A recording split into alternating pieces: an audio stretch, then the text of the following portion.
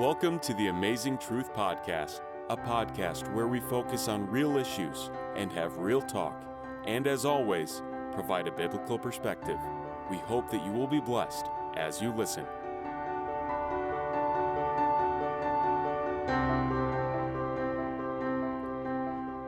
Hello and welcome to the Amazing Truth Minute.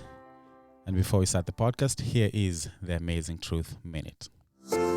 This is the Amazing Truth Podcast. The Amazing Truth Podcast. Listen to us on Spotify, Apple Podcast, Google Podcast, and Stitcher. Like us on Facebook at the Amazing Truth Podcast. The Amazing Truth Podcast. Real issues, real talk. Our focus of scripture this time will focus on Psalms 27 verse 8. And it says, "When you said, 'Seek my face,' my heart said to you, 'Your face, Lord, I will seek.'" It's likely David wrote Psalm 27 before becoming king and during the time when he was being hunted by King Saul and his armies. In those days, David was being pursued by violent men who intended to kill him. Despite the stressful conditions, David remained confident and unafraid. He didn't try to minimize the seriousness of his situation. Instead, he sought the Lord and looked at his circumstances through the lens of faith. The key to David's public courage was his private obedience. David took time to seek God and receive guidance from him. He wrote, "Your face, Lord, I will seek." It wasn't by his own skill or military prowess that David was able to escape the threats of his enemies. Rather, it was because he sought the face of the Lord, and thus God delivered him. When troubles come our way, neither should we rely on our own strength. Like David, we should seek the face of the Lord. Then we can enjoy public courage because of our private obedience. That is the Amazing Truth Minute. The Amazing Truth Podcast. Real issues, real talk. There we go. Thank you so much for that wonderful Truth Minute.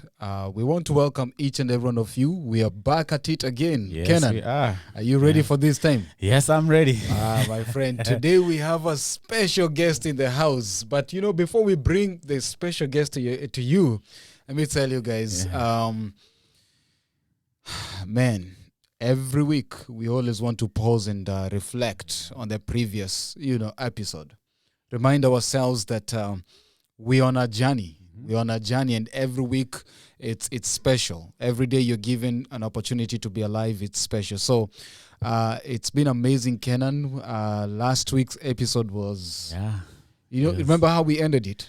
Man, it was powerful, inspiring. We were not even expecting it. Yeah, and we lacked words. We just ended it there. And I just want to tell you that, when your problems are not addressed, they pile up and become mountains. Yep. Then they open up to other issues, right? Yeah. So as we are going through this journey today, we are blessed with another friend of ours. I've known this guy since I came to this country, man. I've known this guy for a while, and I'm excited. You know everybody. There's no guest you've brought here that you don't know. I don't know. But yeah, I know this guy. Yeah, I know this guy. Yeah, let's stay focused. But I want to say this. I want to say something before we bring our guest, Kenan. Yeah. Something that I like about our guest is that he listened to the previous podcast. Yeah. Right? Yeah. He felt that there was something Yeah. about the stories that he was hearing. Yes. He was able to relate with them. And he said, I do have a story to tell. Yes. And you know how many people are feeling like that as they listen to this podcast? Lots of people. And what do you tell those people? Hey, reach out to us. Yep. Yeah, our guest reached out through Instagram. Yeah. He is able to message, Yep. and we followed up with him. And so if you want to reach out to us, you can reach out, DM us on Instagram, Facebook. We have our emails. Everything is out there on Facebook. Reach out to us, pass privately, and we'll listen to you and we'll bring you here so you can tell us your story and reach someone with the story. Awesome. Enough about us. Enough of us. Enough Yeah, about us. yeah. So we just want to jump into this and have a conversation with our friend. Yeah, I was gonna call you your name, but I don't want to mess up. You might have changed your name. In this country, people change names, right? Yeah. So I'm just going to let you. I'm going to just introduce yourself. Number one, tell us a little bit about yourself, and then number two, tell us why you wanted to share your story. What is that thing that drove you to say, you know what? I also want to give my story. Yeah. So take it from here, my brother. Thank you very much. First of all, glory to God that we are here today for giving us the life. And my name is Isaiah Ongombe. I go by Isaiah Gesembe. Okay. I listened to last week's was it last week or It was last week, the podcast.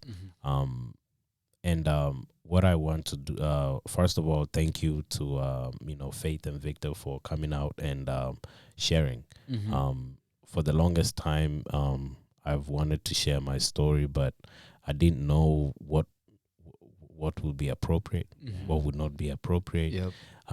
Am I ready to go out? Because I don't have a problem sharing it in in a one-on-one conversation. Yes. Like it's very easy to get in a one-on-one Yeah. conversation with someone, but they inspired me for the courage to go public, and I want to thank them, and for each story there's something to learn. Awesome. Man, So listen. let's do a shout out to Victor and Exactly. Faith for sharing, coming here and opening up and sharing your story, because that's why we say the reason we're doing this Yes. is so someone can be touched and Exactly. reached and inspired to tell their story, and not only tell the stories, get help if help is needed. Exactly. So we have resources on our website for all these episodes that we've talked about. We have resources there's a resource page. You can go in and find help if you need help. Awesome. Let's get to it, guys. Aizo, Yes. as I usually call you. I told you I Yes. know this guy, so I Everybody don't know him calls as me Aizo. I go by Aizo, right? Yes. Aizo, good to see you. It's Yes. been a long time. I mean, Yes. yes, we know each other, but at some point we kind of everybody went their own way. Yes. Yeah, as we became adults, life was disciplining us a little bit. Life happened. Life happened, right? Kenan, you are still in India or somewhere when this was happening, right? There's no life there. And there other things happen, right? But I'm glad that we're able to Yes. reconnect and just Yes. catch up. Yes. Well, Yes. life has taken you, and excited for you to share with us. So share with us a little bit. Yeah. How long have you been in this country, and what has been? What, tell us a little bit about yourself. Who's Aiza? Yeah. Who's Aizo? So I'm 32 years old. All right. Soon to be 33. I've been in this country since I was 12. So you came here when you were 12. Yes. And now you are, I don't want to do the math because that's a weak Old link. guy. Old guy. Don't expose He's an old yourself. guy. We don't want to expose ourselves, our Please. ignorance all the Yes. time, right? All right. So you came here when you're fairly very young, right? Teenager, 12, entering Yeah. 13. That's a teenager. Yeah. What was life like? What are you expecting, that teenagehood? How was teenagehood for you? I honestly miss that life. You do? Because once you grow into adulthood and you realize what responsibility is. Yeah. Oh my. And then all of a sudden, we used to say, I can't wait till I go to college. Yeah. I can't wait till I have my own house and my own place and my own car. I Now think you have all those things. and I'm thinking, you know what? I want to go back. So, Isaiah, you moved from Kenya, I suppose, Yes, right? Yes. So, and you came here when you're fairly young. Yes. How was that change, the change here, and there was a culture shock? How was that? The culture shock was huge. Okay. The Tell us culture more. shock was huge. And especially, I think the biggest culture shock that you get is when you come here during those high school years. Because I came and then I went to 9th grade. Okay. And everything was different. Mm-hmm. From food, the way people spoke, the way people dressed. Everything in life was different. Even church was different. I think people forget to talk about that. It's the church in Kenya and church here. New Life in Nairobi, and and KCC. KCC are two different churches. They're both churches, SDA, but they're two right, different churches. right. Yeah. And for me, that made me withdraw a little bit. Okay. More than I would, I accepted then, or I acknowledged then. But then, a few months, a year later, you get into the system. Yeah. You get into the system, and part of assimilation is becoming like quote unquote them. Yeah. With the new culture. Yeah. And I think that's where the things start. You start normalizing things that are not normalized in your home. Right. You start normalizing them in your head. Okay. So Go ahead. let me do a follow up. So then you start, you're trying to figure yourself out. Yes. You're a young kid, your Yeah. family is here. Your parents are maybe first, second generation, right? They have that Kenyan or African mentality, 100%. right? 100%. And you're coming here, Yeah. you partly have that African mentality, Yes. right? So you come here now, the pressure to shove that off. Yes. Was there a pressure to shove that African Yes. Kenyan mentality? It's high. In high school, it's high. Tell us more. In high school, it's high because, first of all, if you don't dress like A certain way, like a certain way, yeah. as your your closest friends, then you go to another clique. Yeah. Everybody in high school was part of a clique. Yeah. Even if you were by yourself, then you were in your own clique. Okay. So you have to dress like your clique. You have to talk like your clique. You have to do things that are of your clique. And in high school, actually, your clique was more important than the education. Okay. Wow. Education was secondary. But in an African home, In an African home, your education is important than your than clique. your life. Hey, Just we think can than relate. than your life, right? Than your life. Even if you're dead, you're being told study. Yes, in the grave. Yes, right? yes. You have to bring the grades. Yes. That's the first thing that your parents want to know. It's how you doing in school. Yes. How's your grades? And if your grades are okay, then end of conversation, good. Then, take out the trash, do other things. We've moved on past you being okay. How are you doing, mentally? Are you being bullied at school? Emotionally, Those things are not a There's conversation. no conversation about bullying. No. If your grades are good, then your life is good. Then go to Pathfinder on Friday. Wow, that's bad. I saw you painted the picture. Oh, African parents. Wow. All right. So now I forgot that you've really just painted the picture very well. So what I'm hearing is that there's an identity crisis Yeah. that's happening here. So Huge. you're transitioning from a culture, Yes. and you want to assimilate to the new culture right here. At school, you are in a clique. Yes. You're trying to be like quote unquote a clique that you're aspiring to get into. Yes. But then when you come home, you're African. Yes. And you're living two worlds.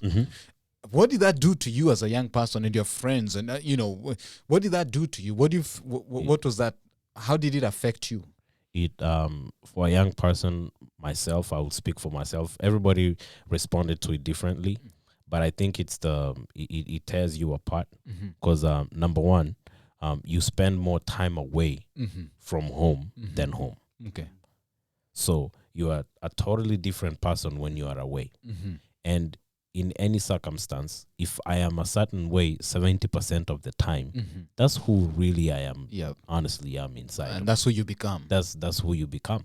And then when you come home, you have to you have to be a certain person. Yes. I remember one time I came home, I was wearing a do-rag and a bandana, and then my dad looked at me and he didn't I can and he only looked at imagine. me again, then he went to his bedroom and came back and then looked at me again. And then I was like, I don't know what's gonna happen. I might die, but I'm just, he's like, that's not how we dress. Yeah. And and I think that's the root cause of a lot of issues that we get to see in immigrants later on, Okay. either immediately or after. as we progress. So as a young kid, is it at that age, Yeah. Was it important for your parents to ask you how was school? Yes, it was important, but also for them, they remember they had gone through. My parents and my guardian had gone through the biggest phases of life Yeah.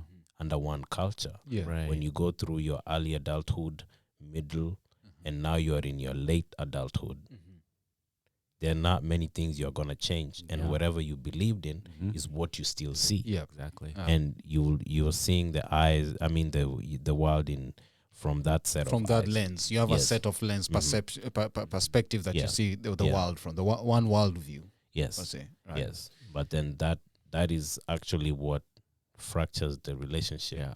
between the parent and the child Mhm. in a foreign land. Yeah. And it silently does it Mhm. in a way that both of them don't even realize that our relationship is fractured Mhm. until there's a huge problem It's later a on. huge problem. Wow. Kenan, this is real. Yeah. You know, the generation, I always call your generation. I mean, came around the same time, but I was a little bit older. Yeah. I call them ABCA. Yeah. Africans born confused in America, Yes. because you don't know if you're an African Mhm. or if you're an American, Yes. right? Yes. You generationally you are an African. At home you're an African. What you eat, but then the culture you're growing in, the conversations you're having, the lifestyles, the dreams, the aspirations, they're American. So, then it causes this identity crisis and confusion. And now it starts showing up in young people's lives. So I think as a community and as a people, you're dealing with religious culture. You're dealing with African culture, American culture, and all these. How does that now eventually affect you to the extreme? Like, how do you, what lifestyle did you eventually choose, or how did you navigate that system now? Yeah. So now you you start making the important choices. Okay. You do things at home Mhm. that will not get you in trouble. Mhm. So you are at home, Mhm. but you are not at home Okay. because the person you are is not conducive for that environment. Mm. So you are basically in a cocoon when you're in your house, Mm. and then you start living this life that you can't wait to get out. So you always want to be away from home. You always want to be away from home. Because home does not really depict who you are as a person. No, because 70% of the time you are somebody else. Mm-hmm. And home doesn't allow you to be that person, because think about it. School is, like you said, you spend most of your time in school. Mm-hmm. Yes. So whatever life you depict and you allow yourself to accustom yourself to is the life at school, because that's where your friends are. Yeah. Mm-hmm. To be honest, you're not gonna be friends with your dad. No. You- Yeah. and you're, I you're mean, supposed we're to, supposed to. but the relationships that matter Mm-hmm. are the ones that you form at school. So Yeah. at home, And you're at not that stage allowed of life too. and you're not allowed to. At that stage of life, you're not allowed to express yourself. Mhm. What did that do to you? Yeah. Let's get I think- deep into this. Yeah. I think it affects a young person mentally, as in they get confused. Okay. And honestly, when I went through this whole my whole situation Mm-hmm. with the substance abuse, I went back and I tried to see, like, okay, where did it go wrong? Mm-hmm. My mom and dad don't do this. The things that I had done, Mm-hmm. my parents didn't do them. Mm-hmm. The closest people to me were not doing them. Okay. The only people that were doing them were my peers. Let me pause there. There. I'm sorry, Aizo. Let me pause there. Mhm. Listeners, if you're listening to this, is that Aizo is Isaac is bringing us to this big picture of where later on we are hoping to go of substance abuse. Yes. And as you're listening, please pay close attention, because we want to find where did this actually start from. How do you end up being this person that you're talking to us about? And for you, you're saying when you went back several years later, Yes. you find that 10 years later. 10 years later, you're looking back and you're finding at these teenage phase, formative stages, Right. Yes. and the lifestyle at home versus the lifestyle at school, you're lost in between there. And at the moment, and then that leads you to living another path of life. Yeah. Is that what I'm hearing you say? Yes. Awesome. Yes. And then the other thing that can be weird about it. If you know my story, I was a model child, by the way. You are. You know, I was most a kids were being beaten parents- because this yes. guy was in Pathfinder, Yes. was like religious, Yes. was all this. Yes. Why can't you be like Isaac? Yes. Oh, yeah? And then that's the thing. And then You know? yeah, and then what most people did not realize at that time, that when you're being pointed as the model child, people don't know that half the time this model child is living in a prison because they're dealing with their own identity crisis. Yes. But they have to be okay with that, and then they have to maintain that status of being the model child. Yeah. Then I could never speak about, hey, you know what, I'm a little bit uncomfortable with what's going on, because I want to be like that, but I have to be this way here now, you know. And I did good.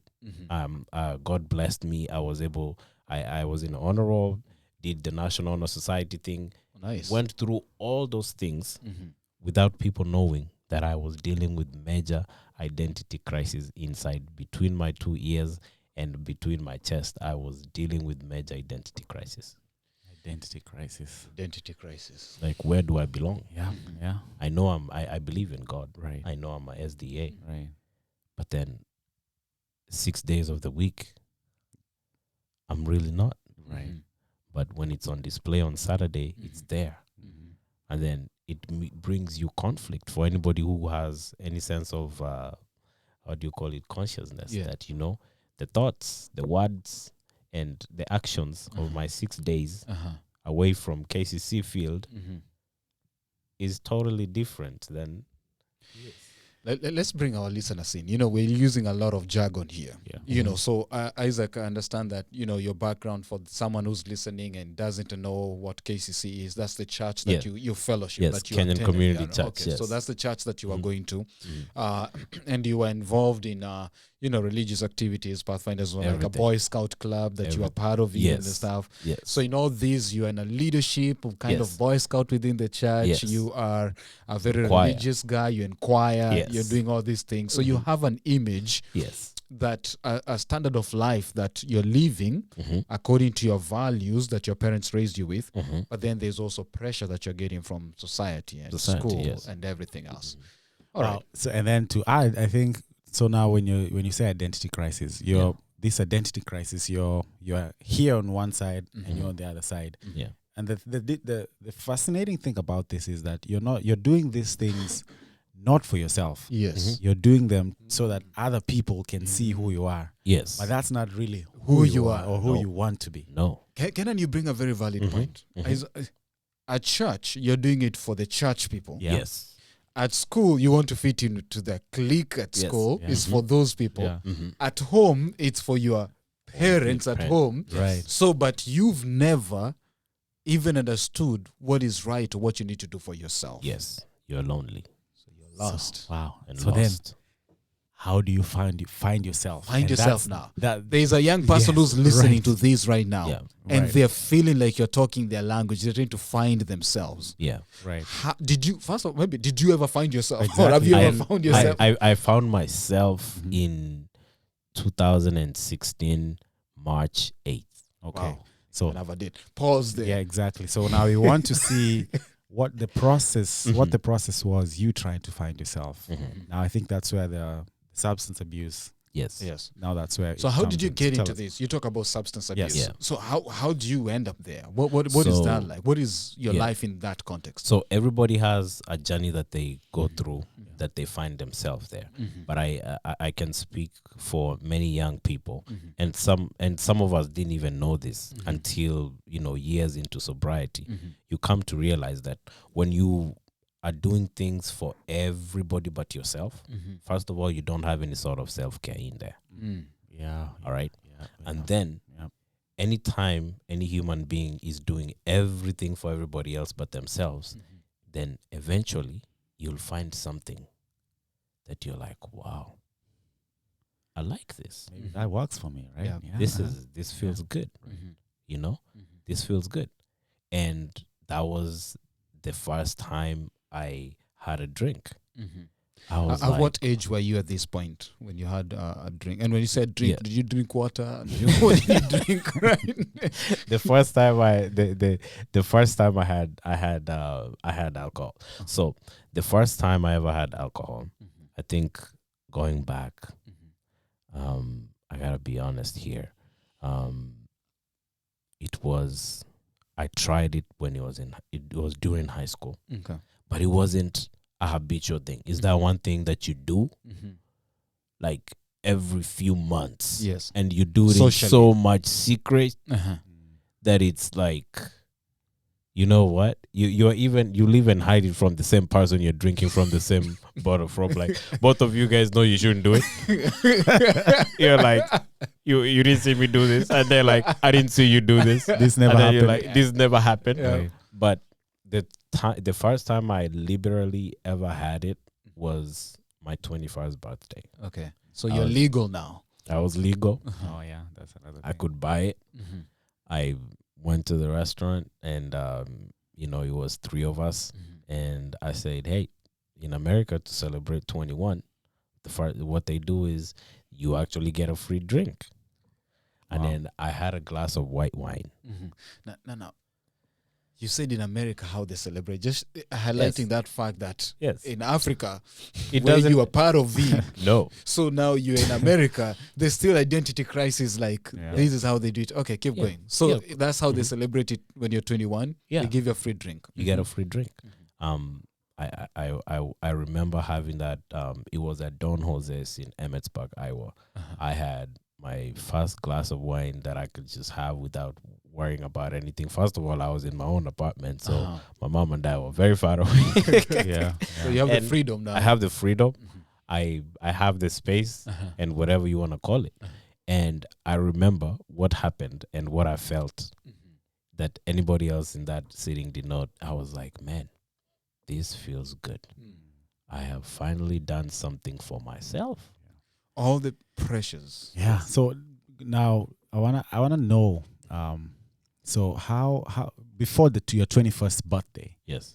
how was this introduced to you? Was it at Yeah. school? Where did you Was get it? Because you can God buy. forbid, was it at It was church? house parties. Okay. We used to go to house parties. Okay. You know, the house parties were a big thing when we were in high school. I don't know if they are now, but they were a big thing when we were in high school. And then in that environment, it's normal. Okay. You know, there's so much alcohol going around, and even the older people there who are drinking, they're like, oh, you shouldn't, but it's kind of there. Okay. You know, it's not being hidden.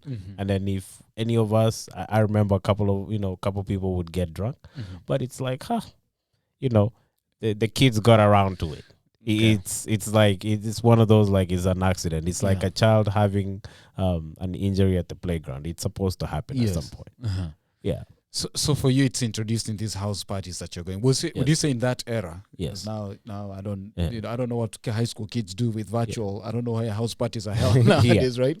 But in that era, it was a common thing. Like you go It was to a lot common of thing. these. And then house- remember, those are stories that you want to talk about when you go back to school on Monday with your clique. Yes. Yeah. You know, Right. This is 70% of the time you're out the house because Yeah. you're either in church, school, or doing some activities. Yes. And people forget that when you are being sent on chores to go cut grass, you are outside the house. Your mind is wandering. Yeah. You know. So that's how you got introduced to it. Yeah. All right. Yeah. So you get introduced in house parties. Your friends at school are sharing the stories. Yes. You are dealing with identity crisis. Yes. You're an African child but Yes. living in America, and you're trying to find yourself in the midst of this. You're a religious person who everybody looks up to, and you're trying to find yourself. Yes. And the day that you thought you found yourself was when you were 21 Yes. and you had that drink. And Yeah. America accepts And it. America accepts it. Yes. Listeners, I think it's about time we take that break, because that's laying the foundation Yeah. of where we're about to go.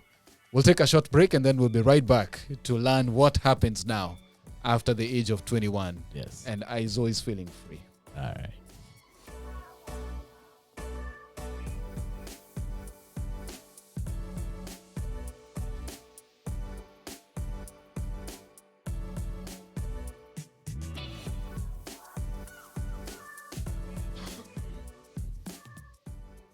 Well, as we are taking this break, we want to tell you that this episode today is sponsored by Sea Mile Transportation Inc., a transportation company based out of Brooklyn Park, Minnesota. Ezra, this is I think this is episode 7 of season 2. Yes. And we want to talk about the little project we have going on. Yes. And tell us more about that. Listen, as you've been hearing us say, and if you've not heard this the first time, go back, listen. That means you haven't listened to the other podcasts. Go back and listen to them. Because of the stories that we get, because of people like Izo and the rest who come, there's been an overwhelming ask for a resource that can be used to help. And so we have this book that we're writing, and we are calling it a memoir, The Stories of Hope. Stories of Hope. And the whole idea is, if you do have a story, you just go to our website, amazingtruthpodcast.org. There's a Google form there. Click there and write to us your story. If you want to be known, please write your name there so that we can recognize you. If you want to keep it anonymous, we would like to have your story there. And we're going to compile these stories so that anyone who's going through the same struggle that our friends have gone through can find a book or a place, a resource that they can look up. So how do we break it down? What's the first paragraph? So introduce yourself. Okay. And this is where you can say whether it's your name or not, but tell us your story, who you are, and then just a brief few lines about yourself. And then the second body is tell us your story. In just one paragraph, tell us your story, your little story, and just a brief incept of that. And then this last part is where we have the stories of hope. Put a word of encouragement, a word of hope for someone who will read that story of yours. Awesome. AmazingTruthPodcast.org. You'll find us there. Please send us your story because we want to highlight these. Thank you for those who have sent. And we are looking forward to getting more so that we can tell the stories of hope. Your struggle does not define you. And we want you to be a source of hope to someone else.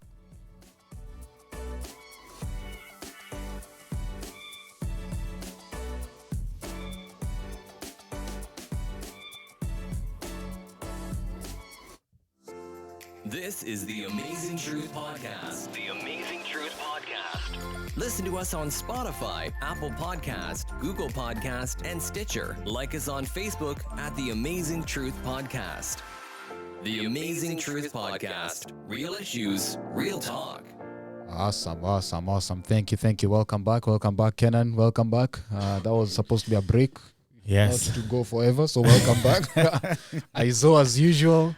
And thank you for coming back again. Listen, as we're just coming back from the break, we stopped at the age of 21. Isaac is legal now, and he's given his first legal drink, and he lives in his own apartment. He's free. Yeah, the epitome of freedom. Freedom, right? Tell us how you manage that freedom. But let's paint a picture. Right? This is a young man coming from Kenya. Yes. Okay. Now. For those who are not from Kenya or Africa in general, or an immigrant, yes. Right? In Kenya, as you're growing up, you are expected to leave the house when you are marrying. Yes. Right? Yes. So and we don't marry at 21. At 21. So you get you marry later. So for him to come at 21, he has his own apartment. His own money. He drives. Hi. Listen, when we say freedom, that is what we mean. Do you know at 30 still my mom will beat me? Like I'm 12. Right? So when you hear 21 African boy living by himself, man, that is the epitome of freedom. That's freedom. Isaac, you have the freedom now. Yes. So that's the time you have your first drink. Where do you go from there? It started being I remember. I even remember the brand. Even though I had freedom, I didn't have a lot of money as a college student. You don't have a lot of money. Freedom ain't cheap. Yeah. I didn't have a lot of money, so I found that I got a liking because you try many different drinks. Yeah. Everybody has that one drink that is good with them. So you got the spot, the one. I got the one that was cheap and that worked for me. So we're not gonna say the brand. We don't want to promote them. We don't want to be plus we don't want someone to go find it because it's cheap, right? Yeah, exactly. So I find this drink, and then I was like, I just I'll have it in the house. Right. So have one shot, would make me sleepy, Yeah. and eventually your tolerance builds up, Mm-hmm. and then you start doing it daily, Mm-hmm. and you have more and more shots daily, Mm-hmm. and then you start to find a reason why to do it. So if I can ask you, it's Mhm. cheap, but now you're doing it more, Yes. which means it's also becoming now Expensive. what? Expensive. Yes. Because you're still broke. Yes. You know, if you used to take one bottle, now it's like, Yeah. 2 and then Yes. 3, so you're paying more. You're paying more. Yes. So it becomes, your tolerance goes up and you're Mhm. maintained. So how do you continue? How do Mm. you progress? How does the story go on? In vanity, there's always company. Oh, There's never lack of company in anything that is destructive. Oh, And wow. the resources are, people think that, the devil is rich too. Just as much as, God is rich, the devil is rich too. And that's why the two forces, are always, fighting, because it's our choice that Mhm. makes the difference. Yes. They're equally equipped to go either way. So you always have friends Mhm. who have whatever you use. Okay. That's always a standing. So at this point now, let me ask, why are you using at this point? I Yeah. mean, why are you? So this is at the early stages, right? Yes. Why are you using? You want to put the social label to it, Okay. but I don't think it's social. Okay. If it's destructive, it's not social. It's self-destruction. So at this time, it's like, we are out of class. Mhm. We are hanging out, Mhm. and we would go drinking. When you look back, do you think you might have been dealing with issues that you didn't know? As much as it was social, this was the way of getting out of those issues, or you just think for you it was more social? It was expressive, because Was every time that Right. somebody's under the influence of something, they will tell you that they go into some kind of thought before they black out or before they get drunk. They go into some things that they think about. Some people rant, some people keep it to themselves. Yeah. But there were things that I was dealing with. We had a death in the family that I hadn't dealt with. Okay. I thought I had dealt with, Mhm. but I was still angry about, and we still have the identity crisis. Yeah. That space. Whenever you experience a crisis, if it's never resolved, it still lives within you. And there was that, and then there was also now a graduated level of identity crisis, because now you're supposed to be living off of, you're supposed to be a branch now, because the tree was planted, the seed was planted, it had roots and all these things. Now you're supposed to express what you really learned and what you were taught in Pathfinder or your parents and all these things. But remember that time you were having a crisis. Exactly. Now you're even having a bigger crisis, Right. because you're in a new city. Imagine yourself in a new city, somewhere in the middle of nowhere with no GPS.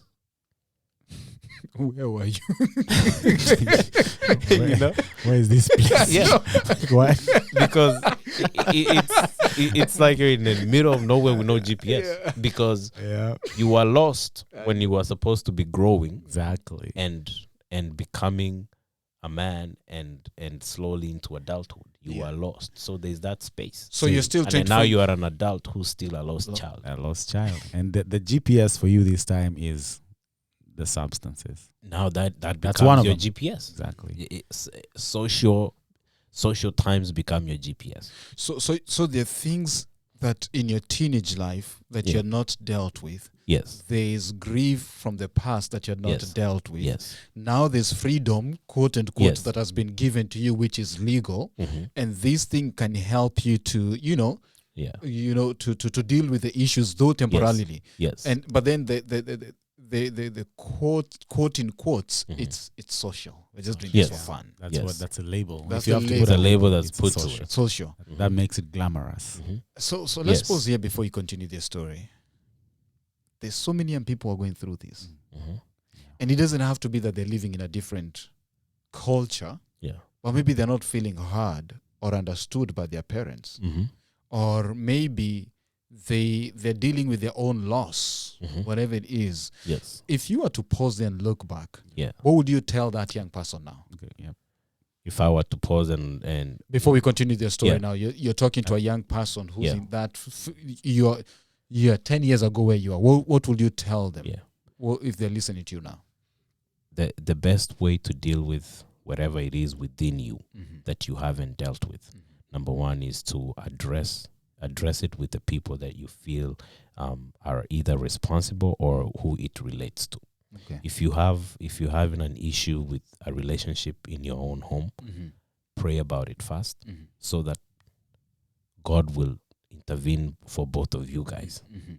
So that you and your mother, your brother, your sister, your father can be able to talk about it. Okay. And if you are dealing with an issue, if you're dealing with any kind of loss or something that you feel that was taken away from you, Mm-hmm. I think the best person to take it up with first, before you even take it up with even a therapist, is God. Okay. Because he was there when it happened, before and after. I think that is where our relationship with God too. You'll find that whenever we are dealing with issues that don't seem to be resolving, Mm-hmm. it's a symptom of where our relationship with God is. If I'm hearing you correctly, in Kenan, Yeah. I want to bring you in here. Why am I bringing you in here? You I'm need to already- jump I'm in. already You're already here. in. You're already here. Mhm. But I think it goes back to the theme from last week where we're talking about when you have a problem. Yeah. Everyone has a problem. For the most part, we're living in this world like Mhm. everyone has a Yeah, problem. we all But do. everybody struggles. Yeah. Not everybody, but Mhm. majority of people will struggle even identifying that problem. Yeah. Mhm. If it's not identified, Mhm. you develop mechanisms and ways of trying to address those kind of things. So we'll pause there because we'll keep on getting these Yes. nuggets. We don't want just Yeah. to share the story, but we want also Yeah. to give to be a resource. Mhm. And let's go back to your story, Ezo. Yeah. Ezo. So now you this cheap liquor, you're Yes. drinking it socially. Where does it take you? Where does the journey go from here? So the journey from there, it only goes, it escalates. Mm-hmm. It escalates that on my actually on my belated 21st birthday is when I got my first DUI. Really? Yes. The very same day? My belated, we decided that, you know what, I don't think we partied enough on my 21st birthday. It was just a dinner. Why don't we go out? This is 3 weeks later. Had no business celebrating a birthday 3 weeks later. Because it's social. But it's social. Yeah, Yes. it's your birthday. It's your It's my- 21st birthday. It's my 21st big. birthday. Yeah. We had should to- have done it big. Bigger, quote unquote. right? Go big or Right. go home. Yes. Go big or go to jail at this point. yes. So it then- is. Yeah. So we decided that, hey, you know what? We're gonna go big. So there was no one else in the group who was having a birthday that week. you had to find an excuse Yes. to even go out. Because I was there. I think during that radius of the 3 months, I was the only one. You're the only one. It was 3 months later or 3 weeks. No, I think it was 3 weeks later because my birthday is in October. I had no business having a DUI in November in the name of my birthday.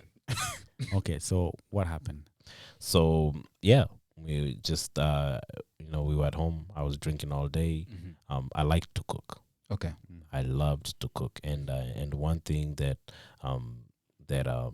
alcohol messed up for me was cooking, Okay. because there's something that we'll also talk about later. It's called state dependent learning. Okay. When you learn things, or when your mind is altered, Mm-hmm. you'll have to relearn them. Okay. Even if you know them, Mhm. you'll have to relearn them. Some of them you'll have to let them go Right. when you are clear minded. Okay. Like you start from Scratch. yeah. So I love to cook. I started cooking when I was in 9th grade. Okay. So I found cooking to be very, very pleasurable Mhm. when I was tipsy. I used to cook for all my friends. They used to come to my house. So it's my birthday. We go get a goat.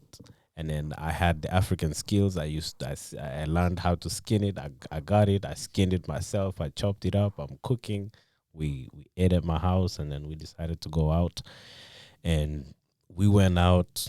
I drank more over there. And then on the way back, I wasn't supposed to drive, but nobody wanted to drive. So So- were you all of you guys drunk at that point? Yeah, but except I actually had two or three sober passengers in my Okay. car. But I was a good drunk driver because two people because two people who hadn't drunk that wait. night.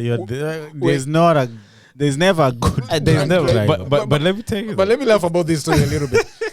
I can imagine these. Did those sober guys have a license? They did. That's why the cops never towed my car. The cops could not even believe that this guy actually had sober people in the car. and you dare to drove, yeah. And then they gave me. They told them to take the car, and go home. And then I went to jail. So on your way back, tell us how this unfolds. So I'm curious about that. So on the way back,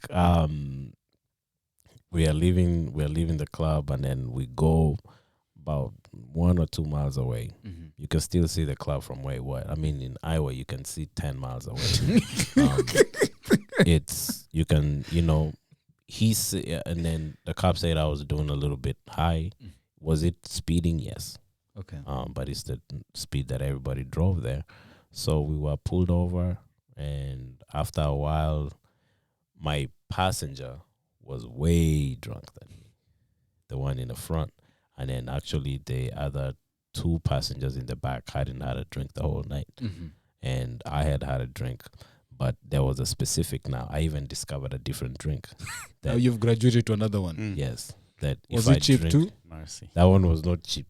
That's Okay. it. We only kept it for special occasions. Uh-huh. That if I took it, Mhm. I could almost, well, in my own mind, I was functionable. Mm. I was functionable, and I was able to fool everybody around me on how much intoxicated I was, Mhm. because I didn't slur my words, I didn't stumble, I didn't do any of that, Mhm. and that's so I decided to use those anytime that we had to go somewhere. Mhm. I would use that drink, and then it worked for me. For some reason, it worked for me. Mhm. Yeah. Wow. So you get stopped to get pulled over that night. So Mhm. they took the car, they give your friends the car, Yeah. and you go to jail. Yes, and actually the reason why the cop said, well, one of the cops was saying that don't take him, and then the other one was like, no, the thing is that he's lying, and then he's saying that he's a Christian. Oh, And I think he wow. needs to learn a lesson for being a Christian and lying. Because Wow. I was blowing a 0.24 or was it a 0.26? I don't remember. Mhm. But I wasn't slurring my words. I wasn't doing anything. My eyes were glossy, and I was walking straight. Mhm. So he was saying that even though he's not admitting to it, he's had way more because his alcohol level is showing that he's had a lot. Right. And the cop was like, he's had a lot. He's had a lot, and he's a small guy, and he's still walking straight. Wow. So That was not. I hope it wasn't a good experience, because we don't it want was to sit not. here and There's glorify. there's no Right. experience about having some going to jail. Going to jail is not, and then what that also happens is anytime you go through that experience, is it demoralizes you in the sense of your self-esteem goes low. Some people might acknowledge it or not, but anytime you go to jail, your self-esteem goes a little bit low because it's something you can't tell people about. Yeah. First of all, you're ashamed. You unless you're talking to your drunk buddies, you can't talk about jail. You can't go to work and be like, "Hey, by the way, Ezra, yesterday I just came out. I got a DUI. So You I got a went to jail." DUI. Yeah. You can't tell people about that." And nowadays people admit, but in 2010, it was still, and then you were in nursing school. And it's one of those things that you don't know how it's going to affect your schooling. Yeah. So I was very scared, and I was low. How did your family take it? I didn't even have the guts to talk to my dad. Mm. And I dodged his phone calls. At one point, I turned off my phone for 3 days, trying to extend the time of me talking to him. I was like, let me miss all the phone calls. Even if Jesus were to call me, and let me miss his phone call so that I don't talk to this man. Because what he knew, remember, he has this picture of that 30%. Yes. Yeah. The 30% at home, the good grades kid, can take out the trash at 4 a.m. and not complain. Yes. You are a very good kid. You What a go child. from there to a DUI. There wasn't even no in Yeah. between that he's drinking. No. Mhm. So this is the first exposure they have of you drinking. Yes. And you've hidden it from them the whole time. The whole time. Because also when you come home, you act Yeah. like you've never seen alcohol. And like the cops say, you're Yeah. pretty good at if you pass the sobriety test and you blew that high, yes. so you're capable of hiding it. Yes. And Ezra, I think here when you're doing something that's self-destructive, you find a way of hiding it, and you get good at it. Yes. Because you invest a lot of time. Exactly. So nobody would, if you're sitting here with you wouldn't know, because you've gotten so good at it that you can even hide it from your the most important persons. Your people in family your life. members. Right. Yeah. Right. And why is it that, I don't know, bad things, self-destruction behaviors thrive in secrecy? Because, there's someone who's listening to this podcast and probably like, that one was not too smart, was not this. But nobody knows what they're doing. Yeah. Like there's someone who's going to be listening to this podcast and that's their story where you are right now. Maybe they've not gotten the DUI, but they're perfecting the art of hiding it. Like they're still probably doing everything right, 30%. Yeah. But only them know what they're actually doing and what's going on behind the scenes. Yeah. Because, the devil works in slowly. Okay. And that's how he works with you slowly. He works with you slowly, and eventually, when it all blows up, I wish I could speak Swahili. When it all blows up, he's like, "This is my guy. He's been my guy the whole time." I never knew he was doing this. No, he says, "This has been my guy. I've been telling you guys this is my guy when you guys were saying 30%, but you were saying no. His 30% is 100% of it." Yeah. And then So now, this you get DUI. That's the first one. I don't know. Why am I counting like I? Yeah. Yeah. that was my first That one. was- I ended up getting 2 DUIs. So you ended up getting total of 2 DUIs. So now, you go in, you get out. How long were you there? Who bailed you out? Your parents don't know how. My parents did not know. My parents found out when I got home. My parents found out, but at this time they had moved back. Okay. So it's just me here, and other family. So they members moved were- back into Africa. Yes. So they hear, okay. So your friends assume bail you out and everything and stuff. Yeah.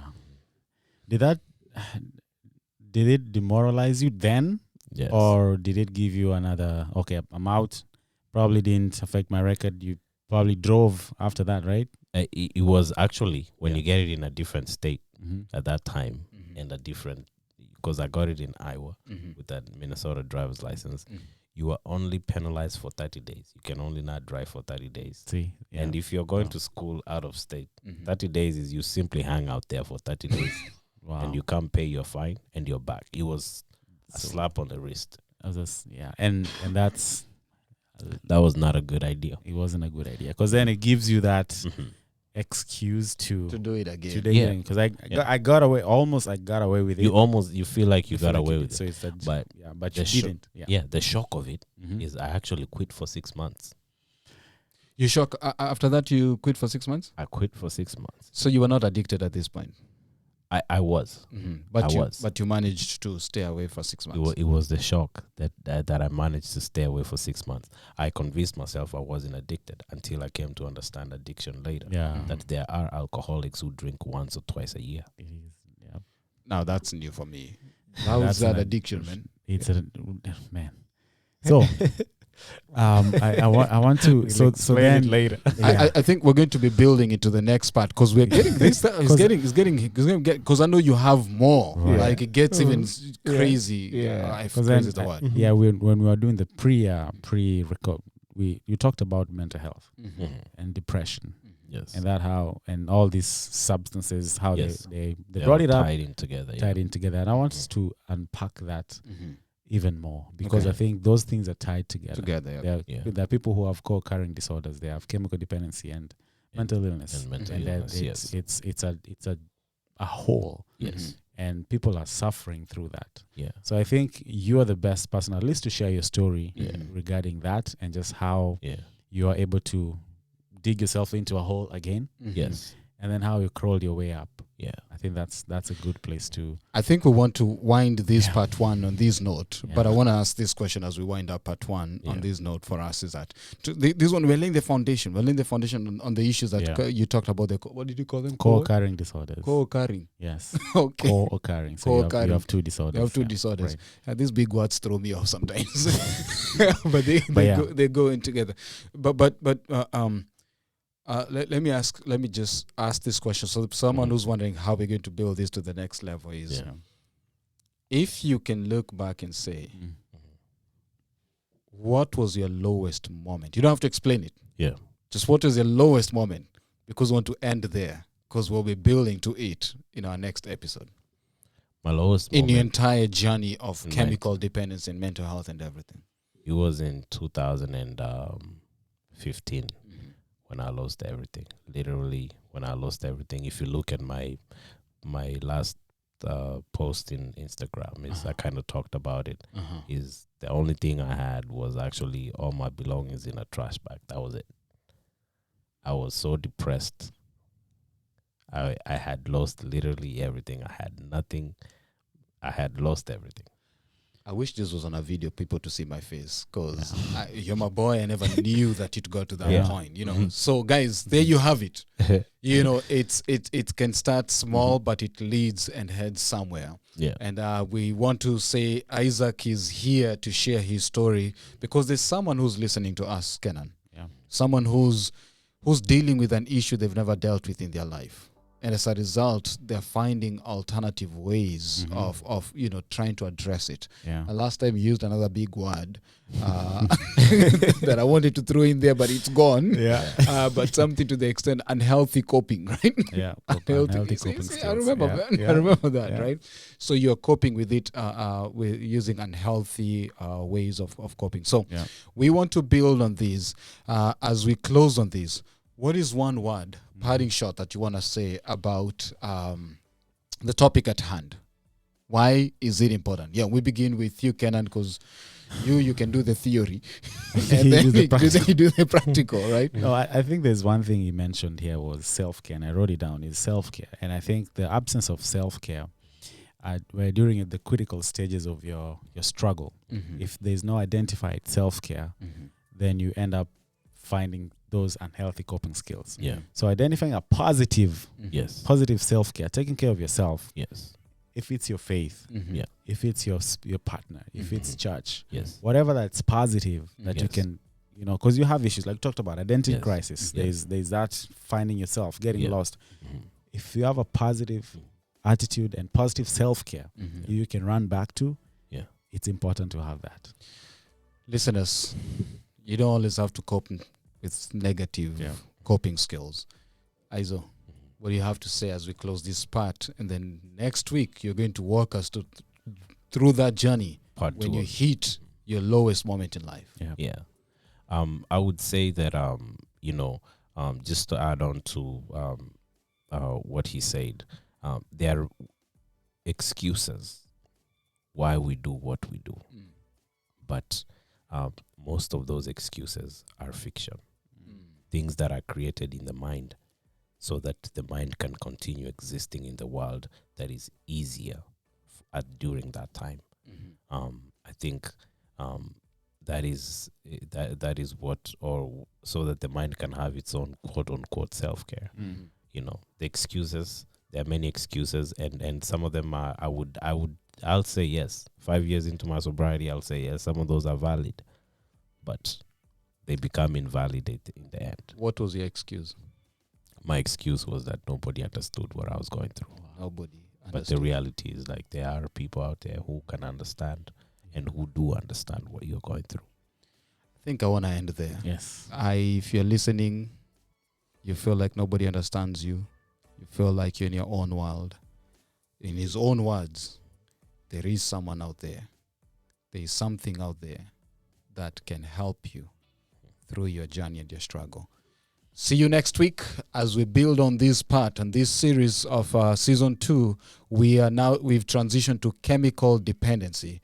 You don't want to miss this series, because we'll be having guests who will be unpacking their stories and how that has affected their life. See you next week.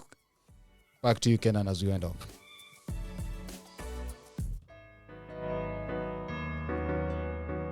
Thank you for listening to this episode of the Amazing Truth Podcast. We hope you were blessed as you listened.